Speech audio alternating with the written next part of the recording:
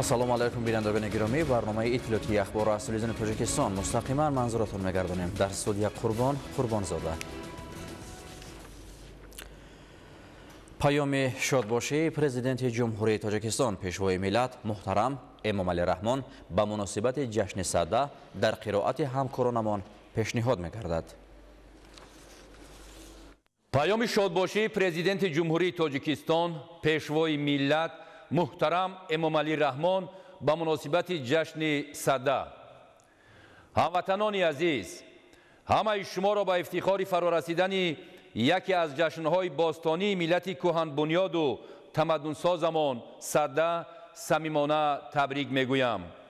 باعث افتخار است که در زمان صاحب استقلالی تاجیکستان سال 2009 جشن نوروز یعنی سال نو اجدادی ما با قدنامه سازمان ملل متحد مقام بین المللی گرفت. بعداً در تاریخ 6 دکبر سال 2023 در اجلاسیه 18 یونسکو جشن سده و 4 دکبر سال 2024 در 19مین جلسه این سازمان با نفوذ جشن مهرگان به فهرست میراث فرهنگ غیر مادی بشریت وارد کرده شد. امروز این سه جشن ملی ما نوروز، سده و مهرگان با نامهای روان و زیبای تاجیکی خود از جانب مردم فرهنگ پرور جهان پذیرفته شدند و تجلیل کرده می شوند. زیرا در جشنهای ملی ما نه تنها ارزش‌های فرهنگی باستانی و نیت‌های نیک و سازنده مردم ما بازتاب گردیدند، بلکه آنها افاده کننده غایه و آرمان‌های پرارزش بشری نیز میباشند. قابل ذکر است که محض با در نظر داشت همین نقطه آنها از دایره یک ملت و یک منطقه فراتر رفته با تشبث تاجیکستان به جشنهای عمومی بشری مبدل گردیده ایستادند. همزمان با این در کشور ما تجلیل جشن تیرگان نیز به عنعنه تبدیل یافته است. یعنی به شرافت صاحب استقلالی 4 جشن ملی امان که در 4 فصل سال با رسم و آیین‌های به خود خاص تجلیل کرده می شوند نه تنها احیام و عاموی گردیدند بلکه تدریجاً در مقیاس عالم نیز نفوذ و اعتراف پیدا می کنند. در شرایط طرف وسعت گرفتن روندهای جهانی شوی، شناخت تاریخ باستانی، افتخار از فرهنگ و تمدن چندین هزار ساله خلقمان و احیا و گرامی داشت بهترین رسم و آیین‌های گذشته، خودآگاهی تاریخی و هویت ملی مردم کشور را تحکیم و تقویت می‌بخشد. جشن سده از جمله رسم و آیین‌های اجدادی میباشد که از دوران خیلی قدیم به ما میراث مانده با جشن‌های دیگری ملی امان بخصوص نوروز بین المللی ارتباط قوی دارد. با عقیده معمول نام جشن سده از رقم 100 گرفته شده، زیر این مفهوم معنی‌های زیاد نهفته‌اند. ابوریحان بیرونی در کتاب تفهیم سبب سده نامگذاری شدن این جشن را از مقدار روزها تا عید نوروز باقی مانده یعنی 50 شب و 50 روز شرح می‌دهد. در رابطه با این مهم است تأکید نماییم که نام همه جشن‌های باستانی ما در زبان مادری شیرین و گوارای ما ریشه دارند و کلمه سده واژه ناب تاجیکی است که از عدد 100 ترکیب یافته است. جشن سده از ایام باستان تا به امروز همراه با یک سلسله رسم و آیین‌ها، آداب و سنت و باور و اعتقادها آمده رسیده است. ماهیت و اصل آنها را پیروزی، شادی و سرور بر غم و اندوه، گرما بر سرما، روشنی بر ظلمات و نیکی بر بدی تشکیل داده گلخن فروزان آتش رمز اساسی این جشن می باشد. جشن سده از آمدن بهار، آماده شدن زمین برای کشت و کار، آگاهی از انجام فصل سرما و از نزدیک آمدن نوروز سال نو اجدادی بشارت می دهد. 50 شب و 50 روز پیش از فرارسی جشن نوروز تجلیل گردیدن سده کشاورزان ما را وادار می سازد که به استقبال سزاوار نوروز جهانی و کشت و کار بهاری آمادگی همه طرفه بیند. در رابطه با این چنین با در نظر داشت وضع زو تغییر یابنده جهانی امروزه تا رفت بالا رفتن نرخ مواد غذایی، گرمشوی اقلیم که آبشوی پیریخ‌ها یکی از پیامدهای آن بوده باعث کم‌آبی و خشکسالی گردیده ایستاده است. کشاورزان مملکت را در این ایام ضرور است که مخصوصاً به مسئله پرورش و ذخیره تخمی‌های بهترین و نهال‌های سرحاصل توجه مخصوص ظاهر نمایند. چنانکه در پیام نوبتی تأکید نمودم، ما باید برای تامین امنیت آذوقه‌واری کشور هر یک وجب زمین را ثمرناک استفاده کرده، رشد ساحه کشاورزی را در زمینه دستاوردهای اینواسیونی به راه مانیم. نیاگان ما پس از گذرانیدن جشن سده به نهالشینانی و به ترتیب آوردن درخت و باغها مشغول می شدند. مردم سربلند تاجیک که از زمانهای خیلی قدیم تا کنون بنیادکار و سازنده می باشند، این عنعنه نیک اجدادی را امروز نیز ادامه داده در سرسبز و آباد گردانیدن تاجیکستان محبوبمان سهم ارزشمند می‌گذارند. با نیت آبادی و پیشرفت روزافزون تاجیکستان محبوبمان بار دیگر مردم شریف کشور بخصوص کشاورزان مملکت را به افتخار جشن سده صمیمانه تبریک گفته به هر خاندان کشور تندرستی، بخت و سعادت و اقبال نیک آرزو می نمایم. جشن سده مبارک باشد هموطنان عزیز. درباره اجلاس 21 مجلس ملی مجلس عالی جمهوری تاجیکستان دعوت ششم. اجلاس 21 مجلس ملی مجلس عالی جمهوری تاجیکستان دعوت ششم 3 فوریه سال 2025 ساعت 10 در تالار اجلاسیه‌های مجلس ملی مجلس عالی جمهوری تاجیکستان برگزار می‌گردد. اعضای مجلس ملی مجلس عالی جمهوری تاجیکستان یکم دوم فوریه سال 2025 از ساعت 9 تا ساعت 17 و سیوم فوریه سال 2025 از ساعت 8 تا ساعت 9:20 در شعبه تشکیلی دستگاه مجلس ملی مجلس عالی جمهوری تاجیکستان به قید گرفته می شوند. تلفن ها برای تماس 221 9835 و 223 1948. امروزها کارگران و متخصصان و مهندسان نیروگاه برق آبی روغون در همه قطعه‌های ساختمانی این انشاءات عظیم هیدروانرژتیکی فعالیت ثمره بخش دارند. از ما اراده قوی و مشکل ناپسندی بنیادگران روغون است که نوابسته از چگونگی وضع هوا کارهای نقشه‌وی با صفت بلند و جوابگوی طلبات ساختمانی عملی کرده می شود. روغون کاخ نور و سعادت، میدان جسارت و سازندگی و مزرعه امیدها برای آینده درخشان تاجیکستان است.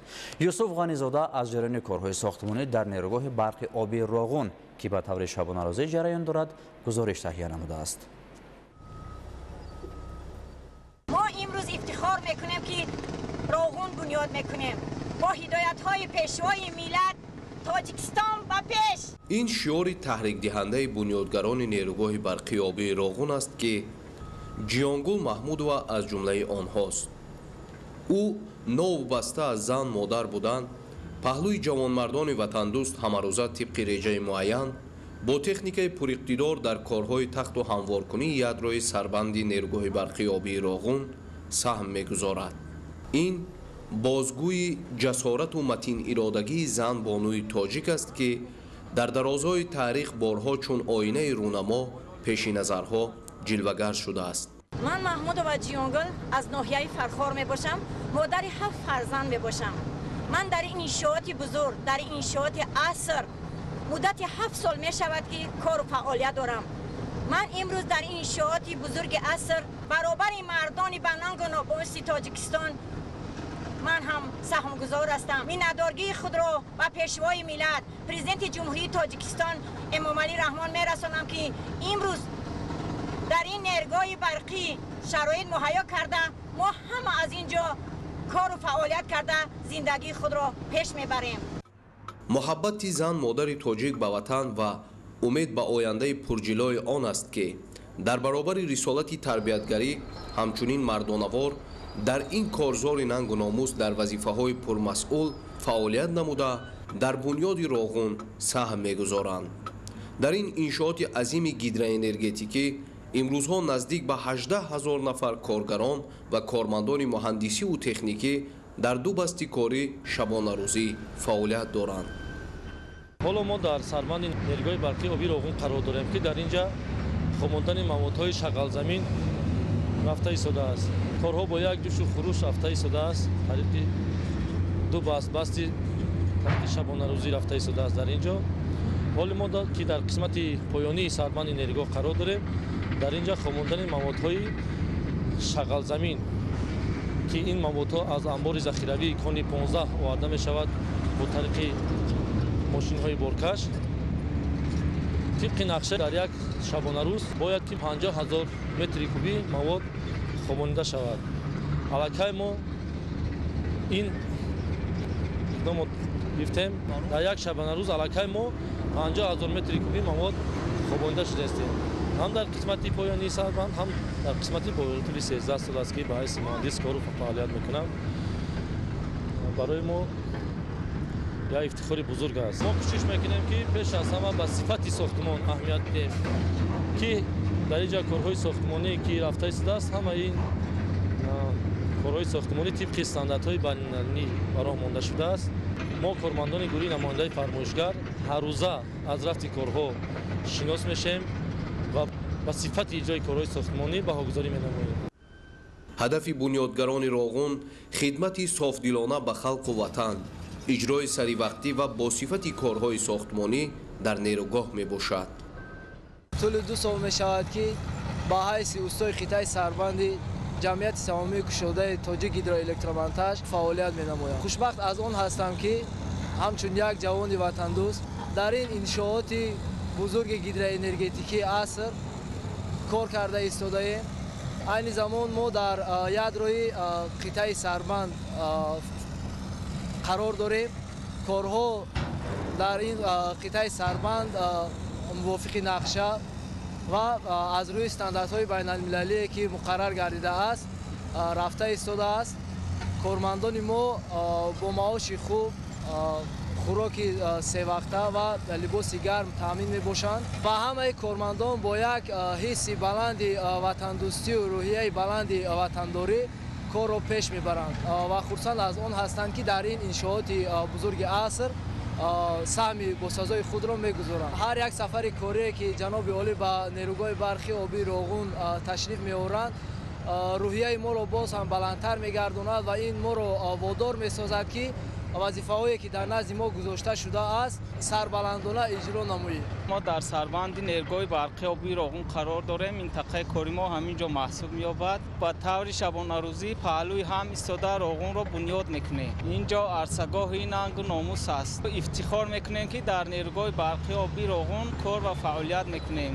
барои мо беҳтарин шароитҳо муҳайё карда шудааст. хӯрок, либоси гарм. мо аз ҳидоятҳои ҳамешагии пешвои миллат илҳом гирифта кӯшиш менамоем ки корҳои дар ихтиёр будаамонро бо сари баланд иҷро намоем. мо хурсандем ки имрӯз дар роғун кор ва фаъолият мекунем. саҳми худро ҳамчун фарзанди миллат саҳм мегузорем. роғун ояндаи тоҷикистонро боз ҳам дурахшонтар мекунад.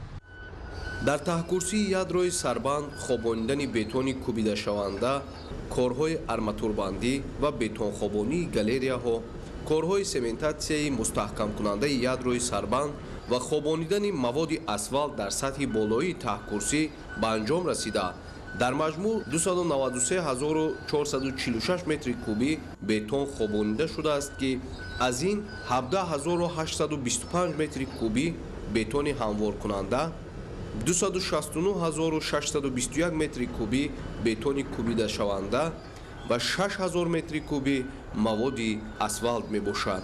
корҳои сементатсияи мустаҳкамкунандаи таҳкурсии ядрои сарбанд бо шумораи 3359 адад чоҳҳо пурра ба анҷом расидааст.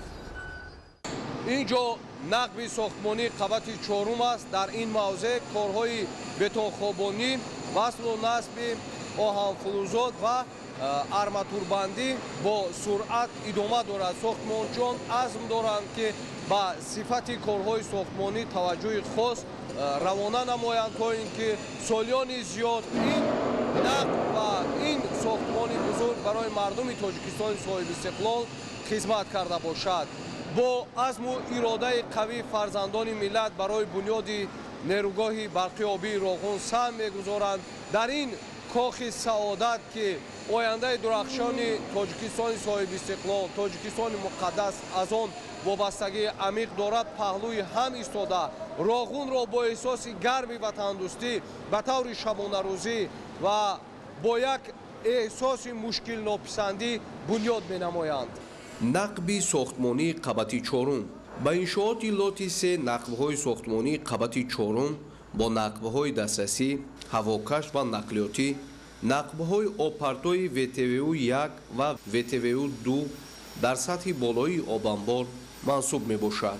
дар иншооти марбут ба лоти 3 аз ҷумла нақбҳои сохтмонии қабати чорум ва нақбҳои дастрасӣ, корҳои сохтмону васлгарӣ аз ҷониби муҳандисону мутахассисони ҷамъияти саҳомии кушодаи Тоҷикгидроэлектромонтаж идома дорад. дар қисмати баромадгоҳи нақби сохтмонии СТ4, корҳои таркишӣ ва хокбардорӣ, мустаҳкамкории канори кӯҳ ва пошидани паҳлӯҳои бетонӣ, гузоштани анкерҳои АЖГ низ ҷараён дорад. дар нақбҳои нақлиётии Т23 корҳои нақбканӣ ва хобониндани бетони конструктивӣ иҷро шуда истодааст. дар нақбҳои нақлиётии Т39 ва Т39А корҳои нақбканӣ ва мустаҳкамкорӣ анҷом дода мешаванд. ба дили гарм бачаҳо кор кардистиён. ҳама хирсан аз онанд ки мо Роғуна обод мекунем, насиб боша ба истиқлолияти энергетикӣ мерасем ва ба бачаҳое вохӯрдем ки ай кори кардагишон ифтихор мекунанд. мегӯянд ки мақсади мо ҳеҷ яъната мо кор мекунем, барои чӣ ки ватани мо бояд кор кунем. ватани моро худмон обод накунем, ки обод мекунем. бегона намеояд барои мо обод кунад. шароити корӣ хуб айнавга чизе вақте ки мастеро роҳбари қидао фармон мешавад ки чӣ дар кора, ҳама маҳсулот дар вақти даркорӣ дар ҷои зарурӣ меоя мерасад. фақат ай мо ҳамин кор карданаки кор кардестем. ҳамин 17,000-18,000 коргаре ҳастай. вазъияти корӣ маълум аст. ҳама ба хотири ватан овод чидан, ҳама содиқона софдилона ба дили гарм кор кардестем. корҳои тавчирӣ дар ҳамаи қабатҳои корӣ дар минтақаҳои корӣ бо талаботҳои байналмилалӣ ба анҷом дода мешавад. вазифаи асосии кории мо дар он аст ки ҳамаи корҳои кафшириро бо сифати баланд қабул намоем ва онро ки дар оянда солҳои дароз ин сохтмон ин нақд кор кунанд. ташрифи ҷаноби олӣ ба мо як илҳоми тоза мебахшад. мо саъю кӯшиш дорем ки ҳамаи он ваъдаҳое ки ба он кас доданд кормандон бо сари баланд иҷро намоем. ман Юсуфи Азизҷон Сисода, хатмкунандаи донишгоҳи техникии Тоҷикистон ба номи академик Муҳаммад Осимин ба нерӯгоҳи барқи обии Роғун рохат гирифтам аз тарафи донишгоҳ ва муддати 1 сол шуд дар ин ҷо кор ва фаъолият карда истодам дар шӯъбаи назорати сифат. мо муҳандисони шӯъбаи назорати сифат вазифа дорем ки тамоми корҳои сохтмонӣ мувофиқи стандарт, мувофиқи сифат иҷро шавад, то муддати тӯлонӣ, муддати солҳои зиёд нерӯгоҳи барқи обии Роғун бо сифати баланд фаъолият кунад. дар ин ҷо ба мо шароитҳои хело ҳам хуб мо фароҳам овардаанд. мо миннатдории худро ба ҷаноби олӣ ба пешвои миллат мерасонем ки ба мо кадрҳои ҷавон чунин шароитҳоро фароҳам оварданд, то дар ватани худ фаъолият намуда саҳми худро гузорем. бунёди ин иншооти муҳими гидроэнергетикӣ, нерӯгоҳи барқии обии Роғун дар заминаи сиёсати ояндабинонаи президенти ҷумҳурии Тоҷикистон пешвои миллат муҳтарам Эмомалӣ Раҳмон роҳандозӣ гардида, марҳила ба марҳила бо иродаи устувору рӯҳи шикастнопазири фарзандони ватандӯсти миллат амалӣ карда мешавад.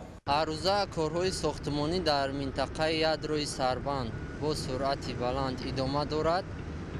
ҳамаи موادهایی که هر روزه خوابانیده می شود در این قسمت ساختمانی از طرف گروه نماینده فرمایشگر نمونه‌گیری کرده شده از تشخیص آزمایشگاهی گذرانده می شود. در اینجا کارهای ساختمانی با طریق شبانه روزی در دو بست ادامه دارد. عین زمان در قسمت پایانی 4 خواباندن مواد تکیه‌گاهی در تراز 1040 ادامه دارند. ما همچون جوان دوره صاحب استقلال از آن فخر میکنیم که در چنین نیروگاه‌های بزرگی عصر کار و فعالیت نموده ایستاده‌ایم.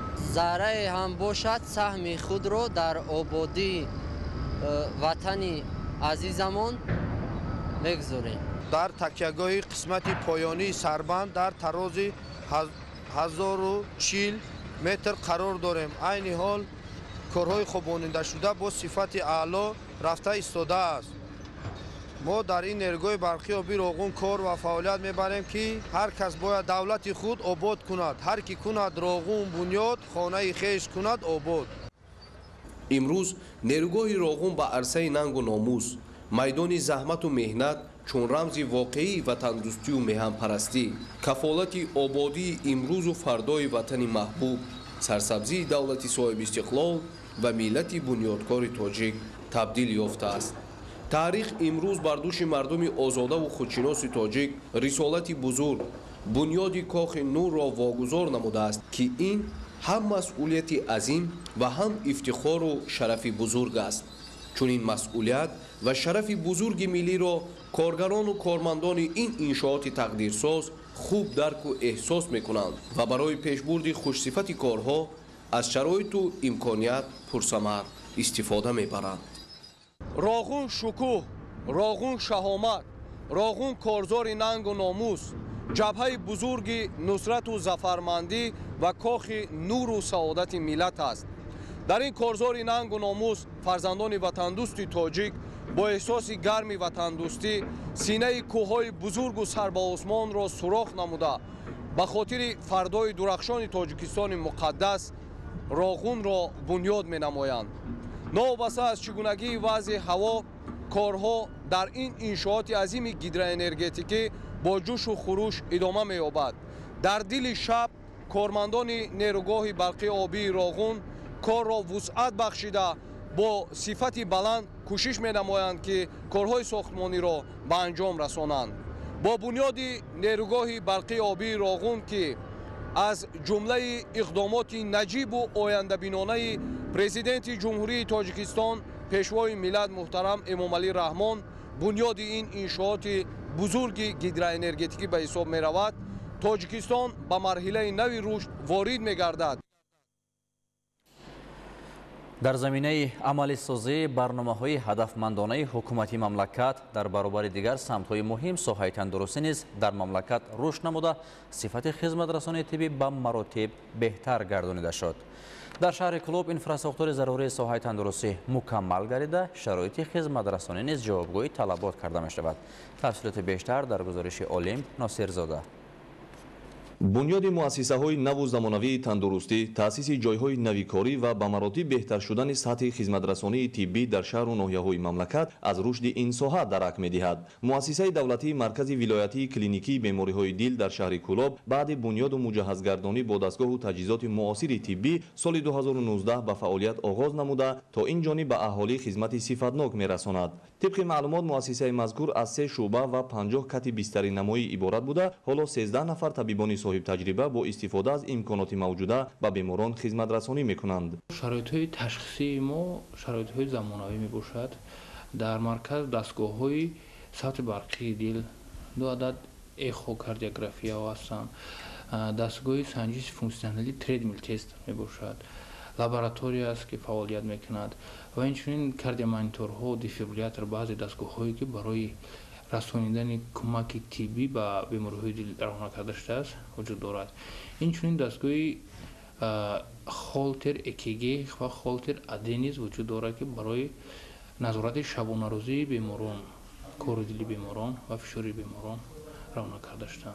با مقصد تامین شرایط مساعد فعالیت و معالجه بیماری‌های گوناگون سال تا سال در نتیجه دستگیری و غمخوری‌های حکومت جمهوری تاجیکستان مؤسسه‌های نو و زمانوی مطابق به طلبات زمان بنیاد و مورد بهره برداری قرار داده می‌شوند. شهروندان نیز از چنین پیشروی‌های ساحه که منتظم هنگام ضرورت بهره برداری می‌کنند اظهار قناعتمندی نموده این همه کامیابی و دستاوردها را ثمره صلح و استقلالیت کامل وطن ارزیابی می‌کنند. در شهر کولا با مقصد رشد ساحه تندرستی و آماده نمودن متخصصان کسبی ساحه عین زمان دو مؤسسه تعلیمی طبی فعالیت می‌نمایند. کالج طبی شهر کولا به نام رحمانزاده رحمت الله عزیز از جمله مؤسسه‌های تعلیمی میباشد که در نتیجه دستگیری‌های حکومت کشور دوره به دوره شرایط معاصر تعلیمی تامین گشته همساله در آماده‌سازی متخصصان کسبی سهمی نظررس دارد. مؤسسه تعلیمی مذکور دارای 17 کافدرا، 4 آزمایشگاه، کتابخانه عیانی و الکترونی با خط اینترنت پیوست بوده همساله از اشتراک در آزمون‌های جمهوریوی نیز دانشجویان به دستاوردهای نظررس نائل گشته ایستادند. جوانان نیز جواباً به غمخوری‌های روزافزون حکومت مملکت که بهر علم آموزی تعلیم گیرندگان تمام شرایط مساعد را فراهم آورده است کوشش به خرج داده ایستادند تا از پیشروی‌های عصر نو واقف گشته همقدم زمان باشند و با آموختن علم‌های معاصر